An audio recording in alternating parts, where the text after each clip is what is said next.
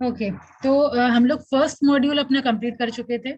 Yes, companies act last section था हम लोगों का, हो गया था।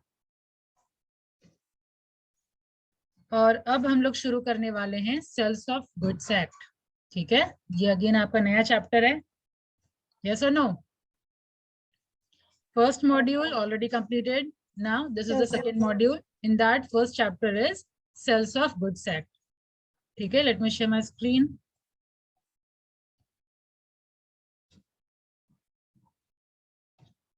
ओके, लेकिन ये लिटरेचर पोर्शन में जाने से पहले कभी कुछ सेल्स ऑफ गुड्स के बारे में कुछ आइडिया कहीं पढ़े हो तो लेट मी नो। हाँ, Abhishek Kumar, sales of goods कुछ पढ़े हैं? 10th 12th तक तो शायद नहीं है। हाँ, मैम सेकंड मॉड्यूल अभी तक नहीं मिला है कॉलेज से। नहीं मिले तो कोई बात नहीं, जब मिलेगा तब ले लीजिएगा, आपको पीडीएफ वगैरह मिलेगा ही। ठीक है, कंटेंट का प्रॉब्लम नहीं होगा, पहले भी बता चुकी हूँ मैं, सारा मिल जाएगा आप लोगों को। मैम ठीक है, तो चलिए सब लोग जो भी मैं बताते जा रही हूँ वो लिखते चले जाइए।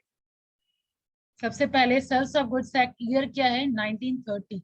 जस्ट शॉर्ट में लिखना है जो मैं बता रही हूँ, ताकि आपका अटेंशन टोटल टाइम यहाँ पे ही रहे। ठीक है, तो ये सेल्स ऑफ गुड्स एक्ट का पहले हिस्ट्री जान लीजिए। सेल्स ऑफ गुड्स एक्ट 1930 से पहले इंडियन कॉन्ट्रैक्ट एक्ट का ही पार्ट था। ठीक है, किधर ऑडियो का आवाज? Ankit Kumar, check your audio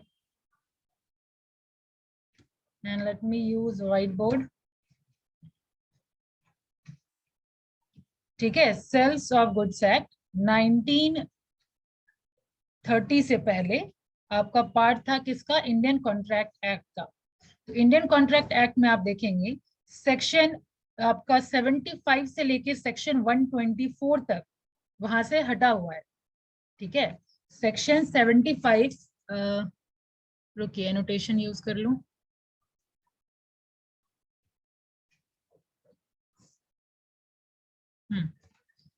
ठीक है, सेक्शन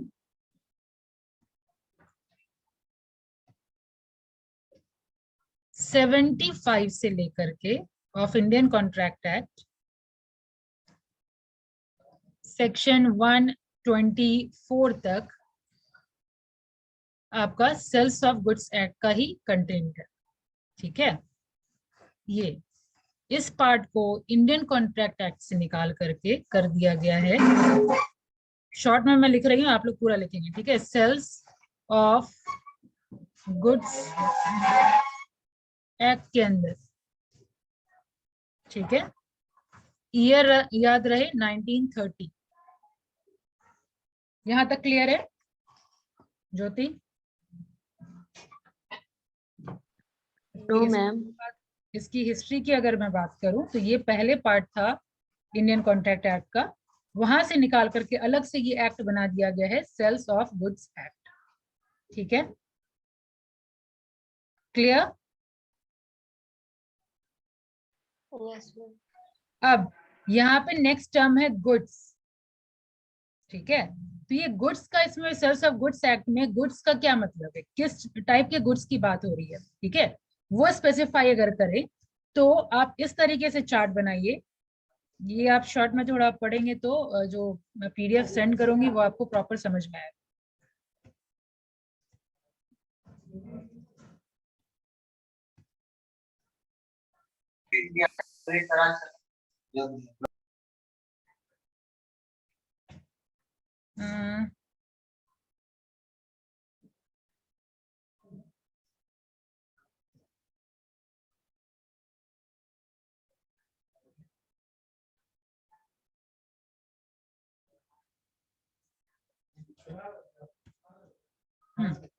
तो अब आप करेंगे ऐसे चार्ट बनाएंगे, गुड्स लिखेंगे ऊपर। ठीक है, ऐसे लिखेंगे गुड्स और यहाँ पे ऐसे चार्ट बनाएंगे। ठीक है, कि गुड्स के कैटेगरी में हम क्या इंक्लूड करते हैं और क्या एक्सक्लूड करते हैं। ठीक है, आई यहाँ पे लिखेंगे आप लोग इंक्लूड, ई यहाँ पे लिखेंगे एक्सक्लूड। ठीक है, तो सबसे पहले गुड्स में क्या क्या इंक्लूड करते हैं। अगर मैं इंक्लूड की बात करूं तो यहाँ पे इसमें गुड्स की कैटेगरी में सिर्फ और सिर्फ मूवेबल गुड्स को ही हम लोग कंसिडर करेंगे। ठीक है, सिर्फ और सिर्फ मूवेबल गुड्स ही कंसिडर होगा इसमें। ऑलराइट, तो यानी एक्सक्लूड क्या कर दिए, इमूवेबल गुड्स को। इमूवेबल गुड्स, ठीक है, तो इंक्लूड हो गया आपका। बच्चे हल्ला क्यों कर रहे हैं आप? डन। इंक्लूड में क्या हो गया यहाँ पे, मूवेबल गुड्स, तो एक्सक्लूड कर देंगे इमूवेबल गुड्स। फाइन, अब आगे बढ़िए। अच्छा हाँ, इमूवेबल गुड्स को हम एक्सक्लूड तो कर दिए, लेकिन इमूवेबल गुड्स आएगा फिर किस कैटेगरी में, तो इमूवेबल गुड्स का डिस्कशन जो है आपका है ट्रांसफर ऑफ प्रॉपर्टी एक्ट 1882 में। इतना लिखना यहाँ पॉसिबल नहीं है, इसीलिए बेटा जो जो मैं बोल रही हूँ वो आप अपने नोटबुक में लिखिए।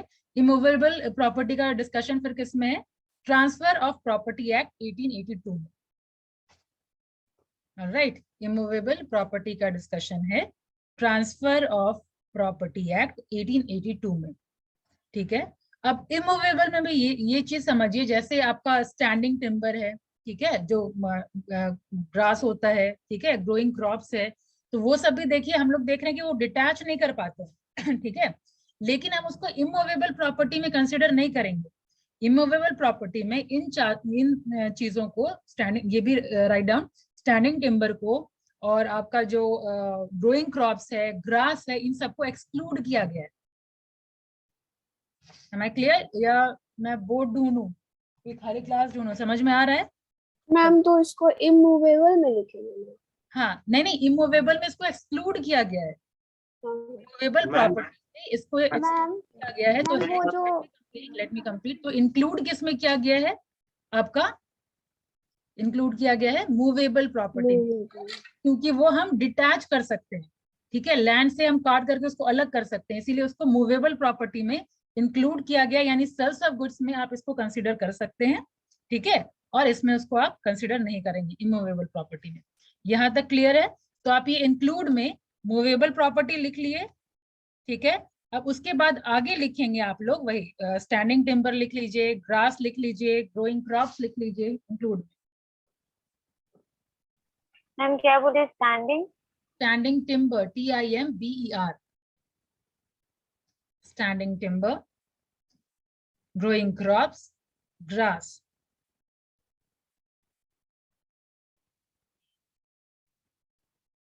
ठीक है, तो anything which will be separated from land will come under movable property.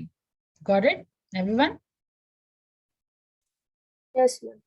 अब चलिए और क्या क्या इंक्लूड करते हैं इसके अलावा। अब ट्रेडमार्क, ठीक है, ये भी हम इसी में इंक्लूड करेंगे। राइट डाउन ट्रेडमार्क, ट्रेडमार्क लिख लिए। पेटेंट हो गया, कॉपीराइट हो गया, गुडविल हो गया। ट्रेडमार्क, पेटेंट, कॉपीराइट, गुडविल, ये सारा हम इंक्लूड कर रहे हैं, इंक्लूड की कैटेगरी में लिखेंगे आप।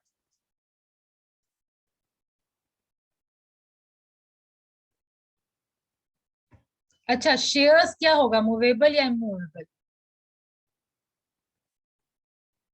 मूवेबल होगा। शेयर्स भी लिखिए। हालांकि ये आपका कंपनीज एक्ट में सेक्शन 44 में ही मेंशन्ड है कि शेयर को हम इमूवेबल प्रॉपर्टी ही कंसिडर करेंगे। तो राइट डाउन शेयर, स्टॉक। अभिनव क्लियर हो रहा है?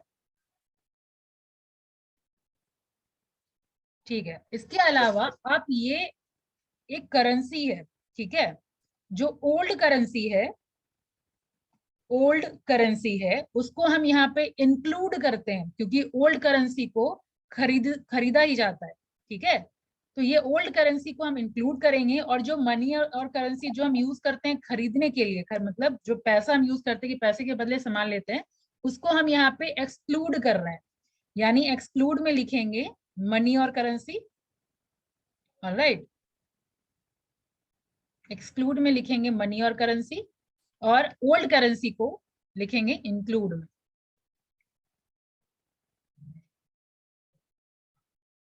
डन। मैम एक्सक्लूड में क्या बोले? किसमें? सनी एक्सक्लूड कैमरा में ऑन करके बात करिए, कैमरा ऑफ एंटरटेन नहीं करेंगे। कैमरा ऑन करके जो पूछना है पूछिए। मैम एक्सक्लूड में मैम हाँ, एक्सक्लूड में मैम एक्सक्लूड में क्या मेंशन करेंगे? Yes ma'am. एक्सक्लूड में पहला मैंने बताया इमूवेबल प्रॉपर्टी, सेकंड मैंने बताया मनी या करेंसी।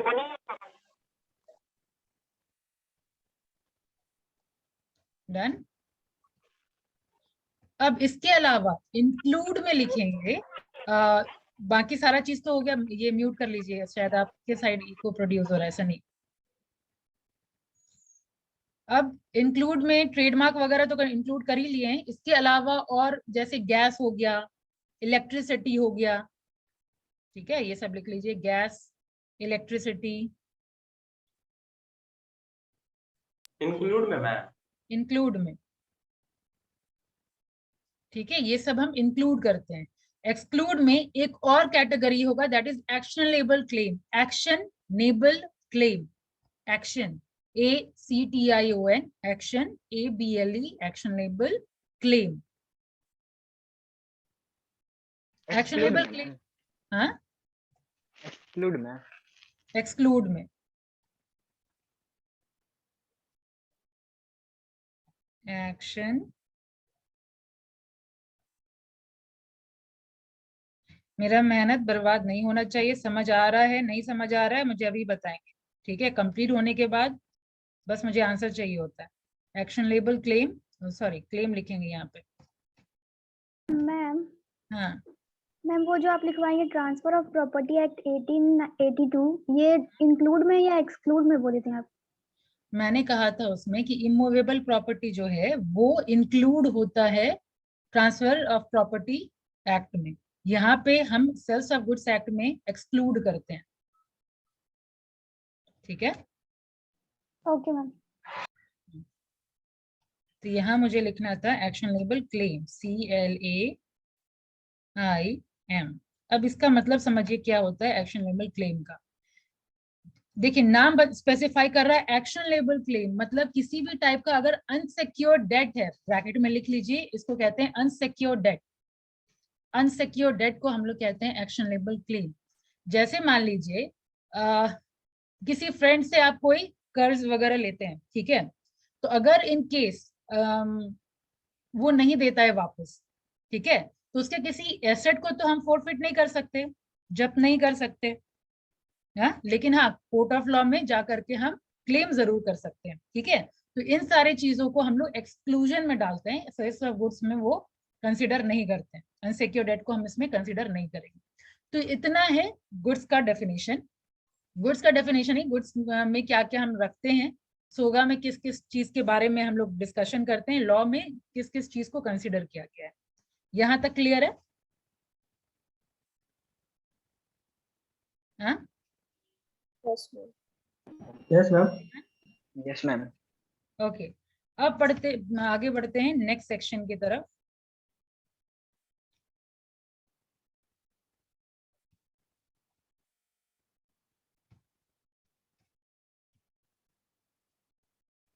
देखिए सेल्स ऑफ गुड्स एक्ट 1930 क्या बात कर रहा है? A contract of sale of goods is the seller transfers or agrees to transfer the property in goods to the buyer for price, यानी यहाँ पे दो पार्टी इन्वॉल्व है, that is buyer and seller, ठीक है। तो ऐसा contract of sale of goods मतलब ऐसा ये कॉन्ट्रैक्ट है सेल ऑफ गुड्स एक्ट, जहाँ पे सेलर ट्रांसफर करता है प्रॉपर्टी और जो बायर हैं वो अग्री करते हैं खरीदने के लिए। And again point to be noted, price का कंसिडर, प्राइस होना बहुत ज्यादा जरूरी है, ठीक है। प्राइस के अगेंस्ट आप सामान खरीद रहे हैं, ठीक है। तो ये लाइन का मीनिंग क्लियर है? A contract of sale of goods act is the seller transfer और agrees to transfer the property in goods to the buyer for a price. Done. अब बायर का डेफिनेशन क्या है सोगा के अकॉर्डिंग? सोगा मैं sales of goods का short बोल रही हूँ, ठीक है, वो कुछ डिक्शनरी खोजना शुरू नहीं करिएगा। SOGA is the short of sales of goods act. Fine. तो बायर इसके अकॉर्डिंग क्या है? Buyer is someone who buys or has agreed to buy the goods. ठीक है, अग्री बाय मतलब पैसा दे दिया और खरीद लिए, या फिर आप बोल रहे हैं कि हाँ I want to purchase this, ठीक है, यानी हम आगे फ्यूचर में खरीदेंगे, उसको भी सेल्स ऑफ गुड्स में बायर कंसीडर किया गया है। अब सेलर का भी उसी तरीके से है, a seller is someone who sells or has agreed to sell goods. Fine. अब आगे देखिए गुड्स, जो अभी हम लोग डिस्कशन किए हैं कि सेल्स ऑफ गुड्स एक्ट में गुड्स किसको किसको कंसीडर करते हैं, वो यहाँ पे है, लेकिन आप चार्ट फॉर्म में लिखिए तो ज्यादा बेटर होगा, क्योंकि इस सेक्शन से क्वेश्चन आता है। Fine. Every kind of movable property other than actionable claim and money, ठीक है, ये सब है other than, right, and includes stock and shares, growing crops, grass and things attached to or forming part of land which are agreed to be severed मतलब detached before sale or under the contract of sale will be considered goods. Done. इसके अलावा आप लोगों को पहले बताया गया था ट्रेडमार्क हो गया, कॉपीराइट हो गया, पेटेंट राइट हो गया, वाटर, गैस, इलेक्ट्रिसिटी, ठीक है, verdict of court of law are all regarded as goods, यानी ये सारा चीज को हम लोग गुड्स कंसीडर करेंगे। ये जो चार्ट में आप लिखे वही चीज यहाँ लिटरेचर के फॉर्म में दिया हुआ। अब आगे बढ़िए, ये जो यहाँ से जो शुरू हुआ है, अगेन मैं इसको थोड़ा इजी करके मैं आपको बताती हूँ। यहां तक समझ गए? यहां तक समझ गए? अब इसके आगे बढ़ने से पहले ये देखिए, Yes. किधर गया? अब ये जो आप देख रहे हैं एग्जिस्टिंग गुड और ये सब जो अभी नजर आया आपको, वो क्या है वो समझिए। ये यहाँ पे है टाइप्स ऑफ गुड्स।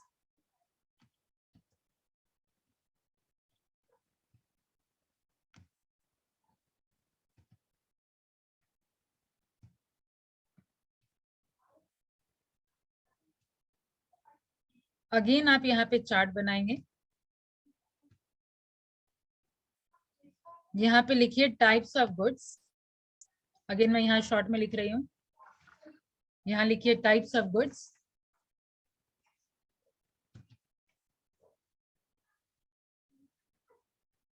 ऑलराइट, या क्लासिफिकेशन ऑफ गुड्स, किसी भी तरीके से क्वेश्चन आ सकता है। तो बेसिकली इसको 3 टाइप में डिवाइड किया गया है। There are 3 types. Number 1 is existing good, ठीक है, this one is existing good, पूरा लिखिए आप लोग। Number 1 is existing good.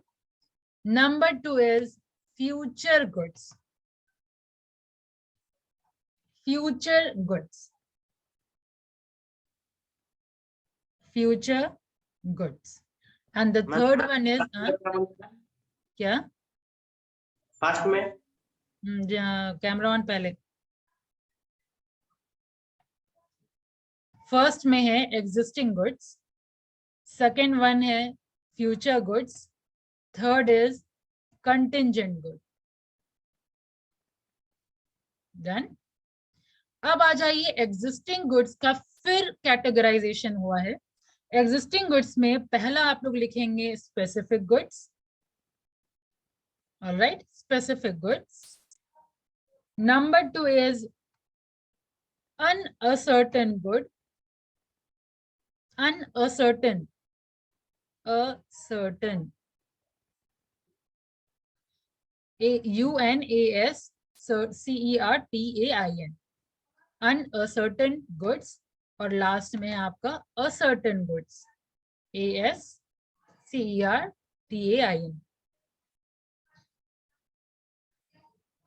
Done. तो इस तरीके से चार्ट बनाएं। यहां तक क्लियर?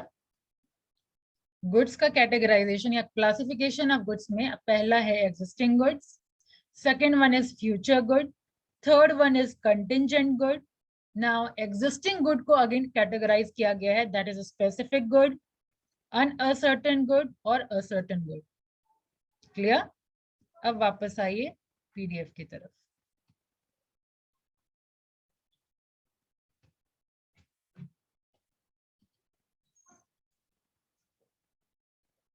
ठीक है, तो एग्जिस्टिंग गुड मतलब नाम ही स्पेसिफाई किया जा रहा है।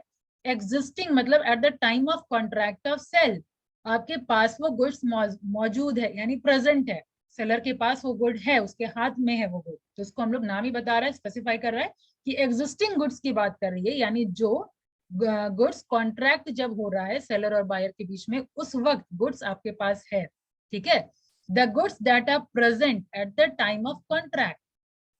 ठीक है, in section 6 of the act, the existing goods are those goods which are in legal possession at the time of formulation of the contract of sale, यानी at the time of contract of sale आपके मतलब seller के पास वो goods present है। ठीक है, ये हो गया आपका एग्जिस्टिंग गुड।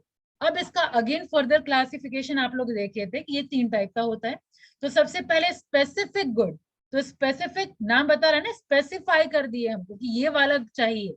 ठीक है, ये वाला चाहिए। जैसे फॉर एग्जांपल अगर मैं आपको बताऊं एसी खरीदने के लिए गए, हिटाची का ही हमको एसी चाहिए। ठीक है, या फिर फ्रिज खरीदने के लिए गए तो एलजी का ही फ्रिज चाहिए। ठीक है, तो बस स्पेसिफाई कर दिए कि हाँ ये वाला ही चाहिए। ऑलराइट, तो ये हम स्पेसिफाई कर रहे हैं, these are those goods that are identified and agreed upon when the contract of sale is form. ठीक है, हम आइडेंटिफाई किए और एग्री किए कि हाँ ये वाला सामान मुझे चाहिए। एग्जाम्पल यहाँ पे है, you put an advertisement with the picture of mobile and given all the description as information, a buyer agrees to sell and a contract is formed and the mobile become specific goods. Then अब uncertain क्या होता है? यहाँ uncertain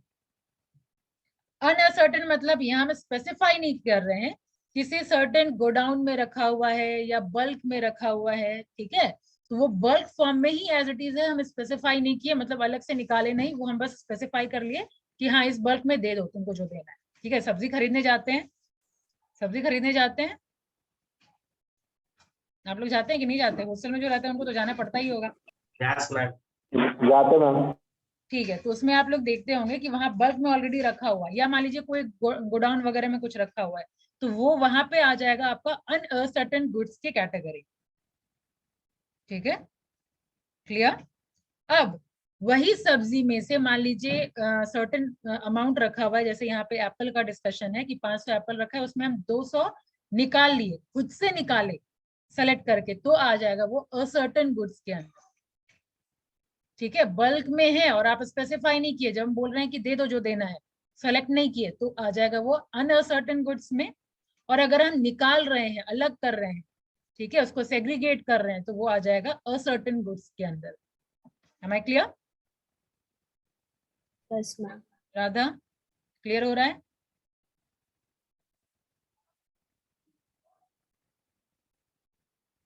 Radha, yes और no? Unmute करके बोलिए। No ma'am. Clear नहीं हो रहा है? Yes ma'am. No ma'am, yes ma'am. चलिए पहले बताइए सेल्स ऑफ गुड्स का थोड़ा हिस्ट्री, पहले कहाँ था ये? फर्स्ट क्वेश्चन राधा, पहले कहाँ था? 1930। ठीक है, लेकिन पहले कहाँ था ये? इंडियन हाँ, Indian content Indian contract act में। ठीक है, सेक्शन यस सेक्शन 75 से 124। 124। और उसके बाद फिर और क्या बताया गया?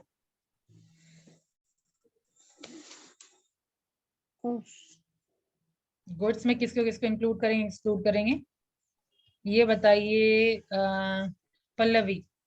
गुड्स में किसको किसको इंक्लूड करेंगे और एक्सक्लूड करेंगे? इंक्लूड बस आप बताइए।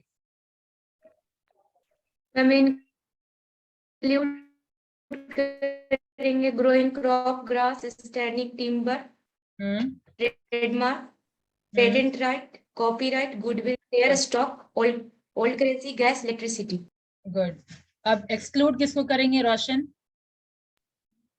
Ma'am money and currency and actionable claim. और इमूवेबल प्रॉपर्टी। ठीक है, चलिए और क्या बताया गया है क्लासिफिकेशन ऑफ गुड्स में, Vinita?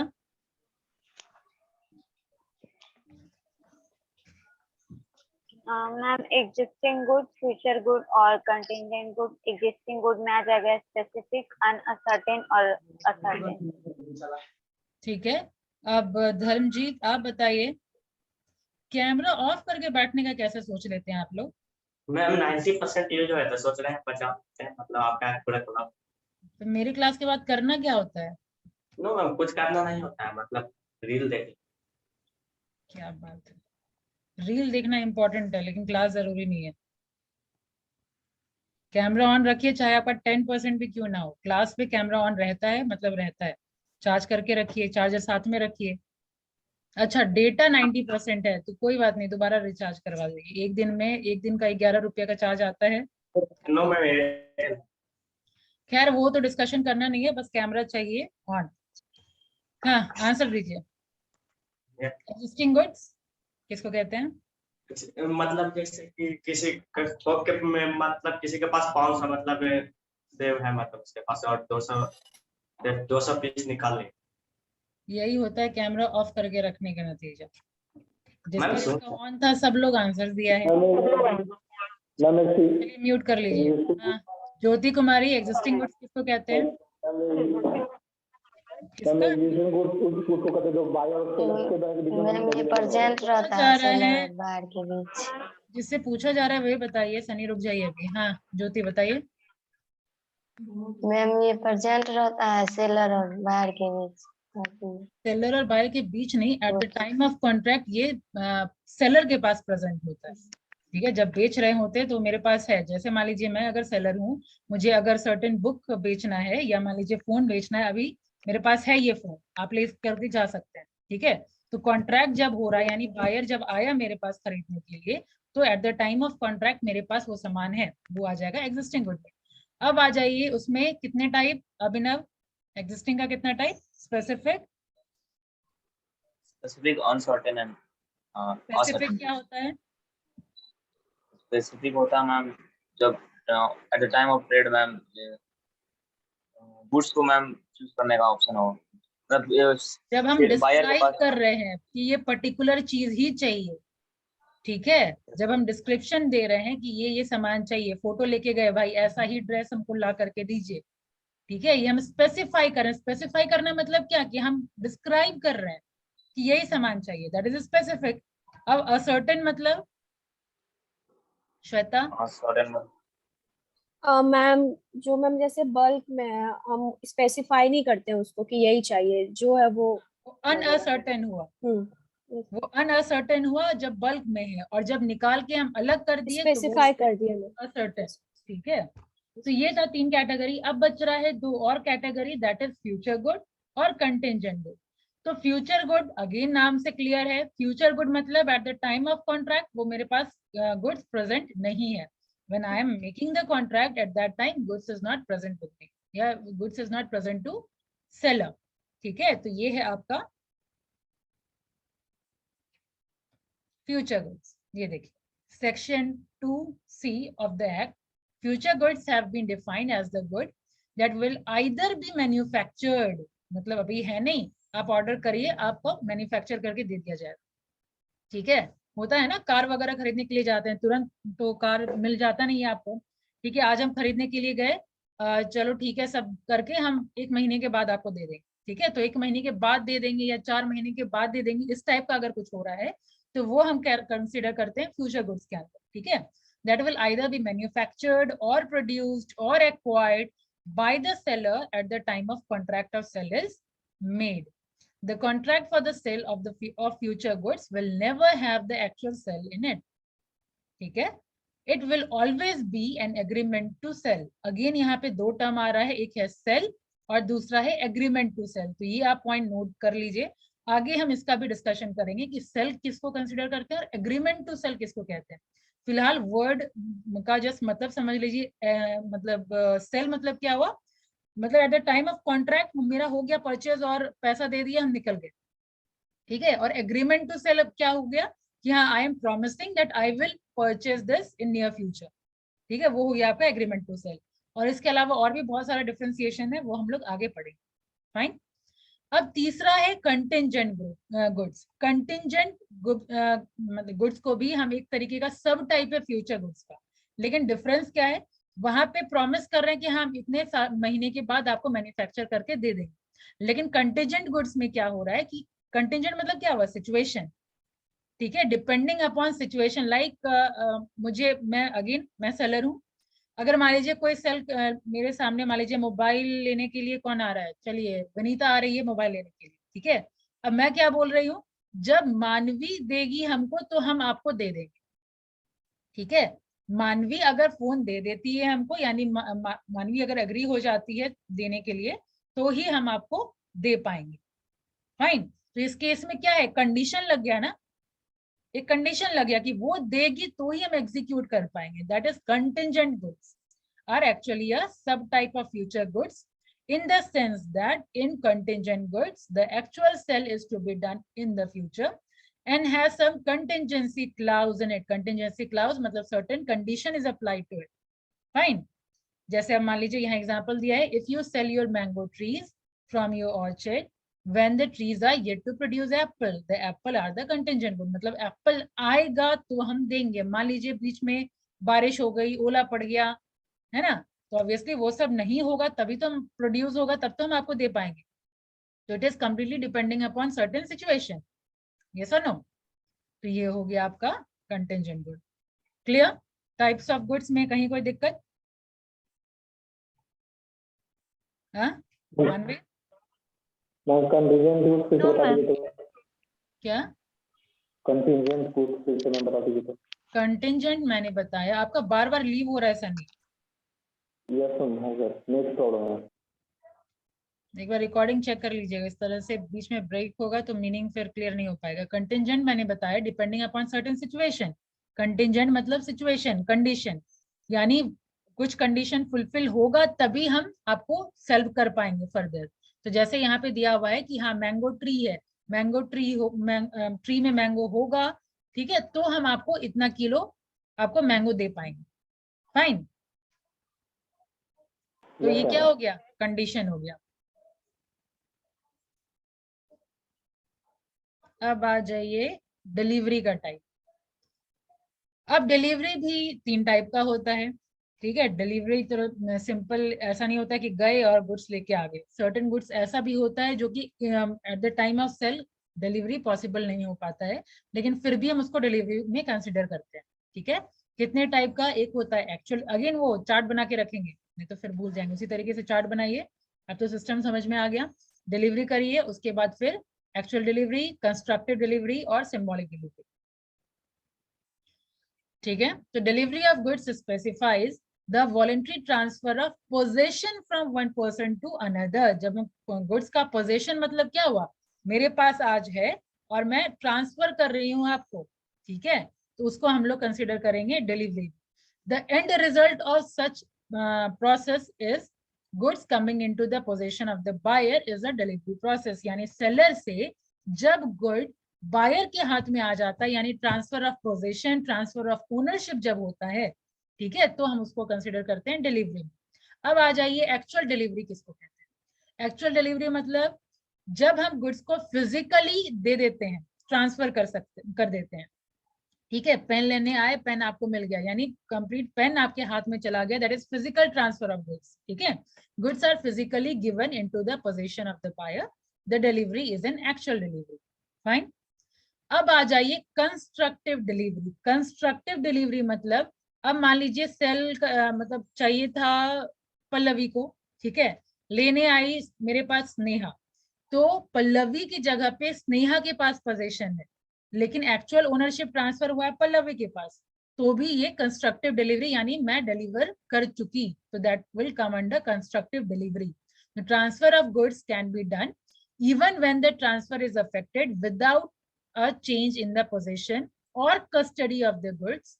If you receive a parcel on behalf of your friend and agree to hold on it for him it is constructive delivery. Done. अब लास्ट आपका है सिंबॉलिक डिलीवरी। इसमें क्या होता है कि हम फिजिकली तो ट्रांसफर नहीं किए, लेकिन हाँ कुछ ऐसा टोकन के तरीके से हम दे दिए, जैसे फॉर एग्जांपल घर खरीद रहे हैं, ठीक है।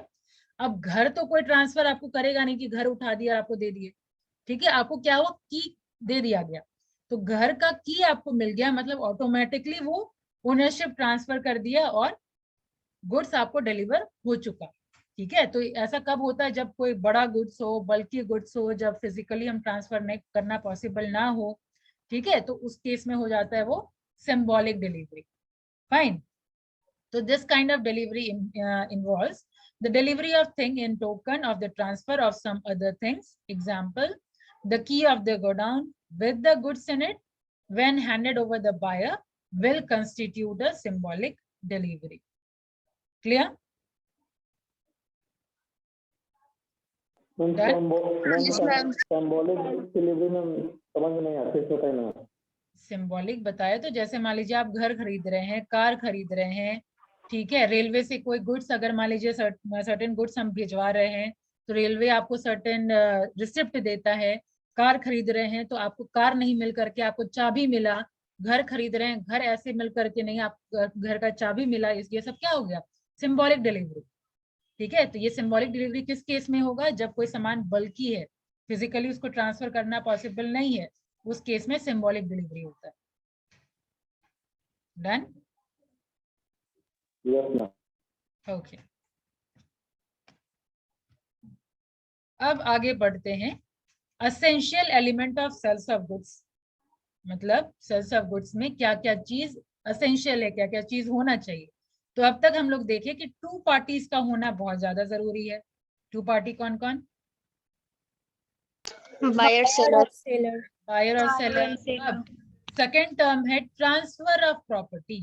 ट्रांसफर ऑफ प्रॉपर्टी का मतलब कि यहाँ पे हम गुड्स का ओनरशिप ट्रांसफर कर रहे हैं। जैसे मान लीजिए मोबाइल बस रिया को हम दे रहे हैं रखने के लिए, तो यहाँ पे क्या हो रहा है, सिर्फ हम रखने दिए हैं, उसको ओनरशिप ट्रांसफर नहीं किया। रखने दिया मतलब आपकी जिम्मेदारी बन रही है कि आप उसको संभाल के रखेंगे, ठीक है। अगर आप उसको खराब कर देते हैं या फिर तोड़ देते हैं तो ऑब्वियसली आपके ऊपर चार्ज किया जाएगा। ट्रांसफर ऑफ प्रॉपर्टी, या फिर आप रीसेल कर देते हैं। पहले तो रीसेल आप कर नहीं सकते क्योंकि ओनरशिप आपके पास नहीं है, बस पोजीशन आपके पास है। ऑलराइट, तो ये आ जाएगा ट्रांसफर ऑफ प्रॉपर्टी। एक एसेंशियल एलिमेंट है सेल्स ऑफ गुड्स एक्ट का, मतलब आपके पास ओनरशिप ट्रांसफर होना चाहिए, ठीक है, ना कि सिर्फ पोजीशन। तो यहाँ समझिए टर्म है property refers to the general property and goods and not just the special property. अब ये जनरल प्रॉपर्टी क्या है और ये स्पेशल प्रॉपर्टी क्या है।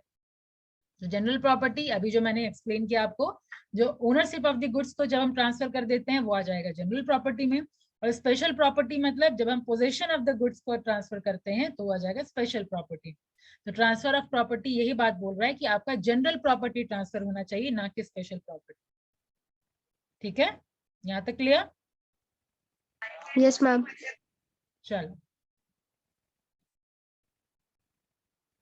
अब आगे चलते हैं। Price. Price consideration is again very much essential, यानी आप पैसा पे करके ही सामान लेंगे, वो सारा चीज ही, मतलब सर्टेन कॉस्ट आप देंगे उसके बाद ही आप सामान ले सकते हैं, तो ही ये सेल्स ऑफ गुड्स के अंदर आएगा, ठीक है। तो there must be cost and price means some money consideration for sales of goods है, ठीक है। प्राइस मतलब पैसा दो और लो, सामान लो, ठीक है। तो इतना एसेंशियल है आपका सेल्स ऑफ गुड्स एक्ट का।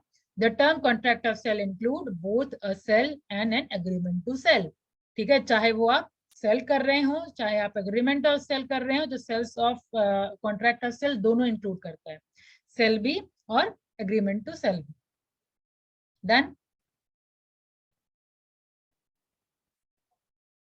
Next, no formalities to be observed at the time of making of the contract of sale, neither payment nor delivery is necessary, ठीक है। एग्रीमेंट ऑफ सेल में क्या हो गया कि जब सेल अगर होगा तब तो भाई दोनों होना चाहिए, आप पैसा देंगे और गुड्स लेंगे, लेकिन एग्रीमेंट टू सेल के केस में आपको फॉर्मेलिटी की जरूरत नहीं है, मतलब आप पैसा दें और फिर डिलीवरी लें, दैट इज नॉट एसेंशियल, ठीक है। तो यहाँ तक था, आप पहले यहाँ तक करिए। अब आगे हम लोग सेल और agreement to sale next class में डिस्कशन करेंगे, ठीक है।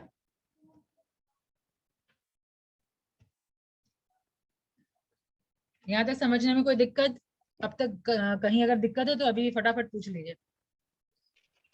मैम नो फॉर्मेलिटीज प्लीज बता दीजिए। नो फॉर्मेलिटीज मतलब जब एग्रीमेंट टू सेल होगा तो एग्रीमेंट हम क्या कर रहे हैं कि हम आपको 1 महीने के बाद आपके पास से खरीदेंगे कोई भी सामान। तो ऑब्वियसली जब 1 महीने के बाद खरीदेंगे तो eight the time of contract तो आप उसको पे नहीं किए, ना आपका डिलीवरी हुआ, है ना? तो इसी को कह रहे हैं नो फॉर्मेलिटी, वो एग्रीमेंट ऑफ सेल के केस में था।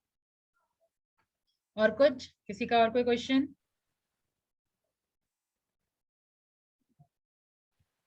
मैम एक्शनेबल क्लेम में क्या बताई? अनसिक्योर्ड क्या था? डेट, DEBT, अच्छा डेट। कर्ज। Thank you ma'am. कोई ऐसा कर्ज जो अनसिक्योर है that will come under actionable claim. चलिए अब अटेंडेंस दे दीजिए।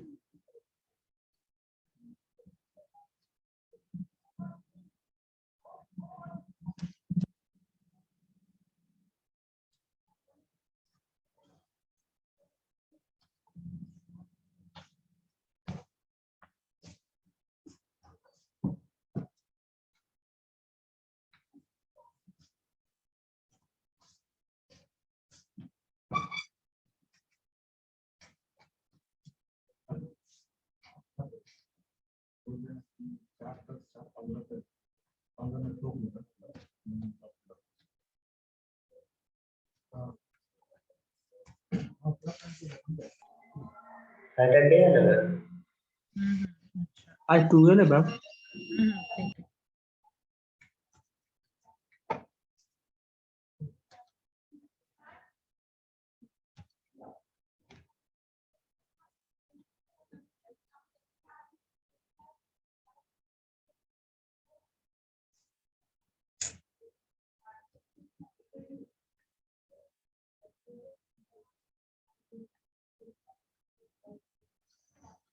Roll number 1, 2, present ma'am. 3, 4, present ma'am 4।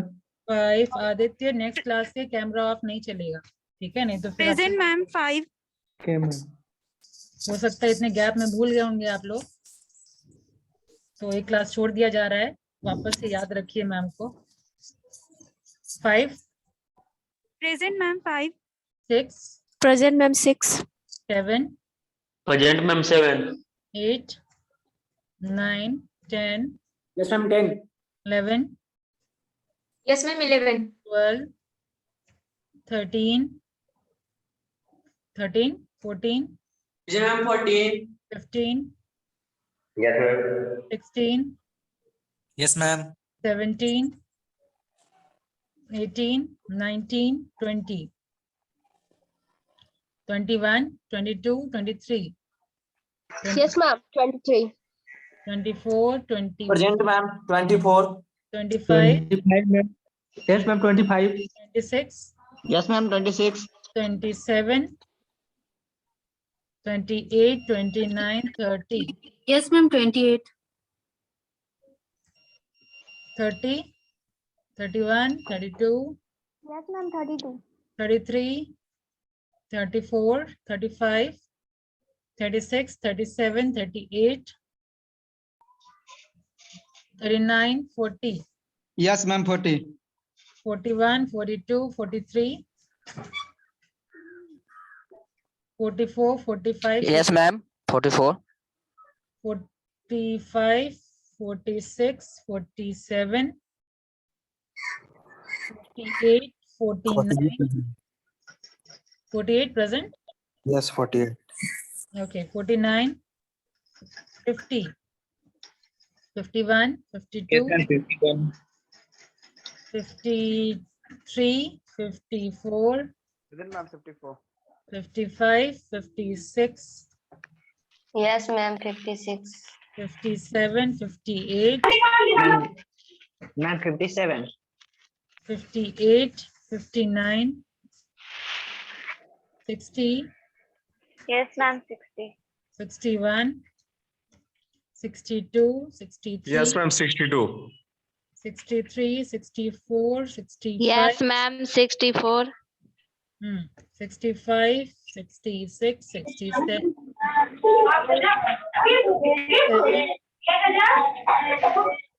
68. आवाज आ रहा है हम किसके नाइन Yes, ma'am. 69. अब ऑफ कर लीजिए Yes, ma'am. 69. हो गया आप तो म्यूट तो करिए 70 70 71 72 73 74 75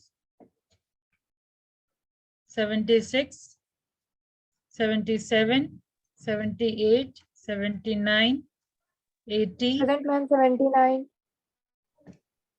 80 81 82 83 84 85 86 Yes, ma'am. 86. 87 88 89 Present ma'am 89.